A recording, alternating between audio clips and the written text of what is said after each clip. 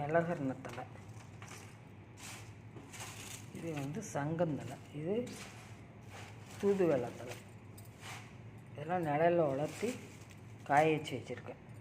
இது வந்து ஜீரகம், கொத்தமல்லி, இது வந்து மிளகு 1 ஸ்பூன் போட்டிருக்கேன், 2 பூண்டு, 2 கட்டி வெள்ளை பூண்டு. இதெல்லாம் இப்போ வறுத்து பொடி பண்ணிடலாம் ரசத்துக்கு. இதில் நான் மிளகு போட்டிருக்கிறேன், பூண்டு போடுறேன். இந்த காரம் போதும். ஒரு தக்காளியும், இவ்வளோ பெரிய தக்காளியும், இவ்வளோ சைஸு பெரிய வெங்காயம், இல்லைன்னா ஒரு 4 சின்ன வெங்காயம் போட்டு அரைச்சி ஊற்றி 1 ஸ்பூன், இந்த எல்லாம் அரைச்ச பவுட்ரு வந்து 1 ஸ்பூன் போட்டு 1 ஸ்பூன் தண்ணி வச்சு உப்பு போட்டு தக்காளி வெங்காயம் அரைச்சி ஊற்றி ரசம் வச்சு நீங்கள் குடிச்சிக்கலாம். இப்போ எல்லாம் வறுத்தாச்சு பாருங்கள், நல்லா நொறுங்குது.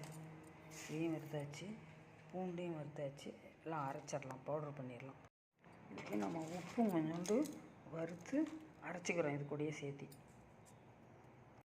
அரைச்சாச்சு. ஆற விட்டு பேக் பண்ணிடலாம். அடுத்ததான் முருங்கைக்கீரை, அகத்திக்கீரை. இது வந்து அகத்திக்கீரை, இதெல்லாம் நிழலில் வளர்த்தி எடுத்து வச்சுருக்கேன். இது வந்து மிளகு, இது ஜீரகம், கொத்தமல்லி.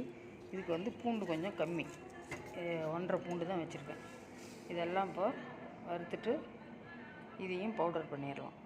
இது வந்து சூப்பு. எல்லாம் வறுத்தாச்சு, அரைச்சிடலாம். இதுவும் அரைச்சாச்சு. இதுவும் அதே மாதிரி ஒரு வெங்காயம், ஒரு தக்காளி போட்டு அரைச்சி ஊற்றி சூப் வச்சு குடிக்கலாம். உடம்புக்கு ரொம்ப நல்லது.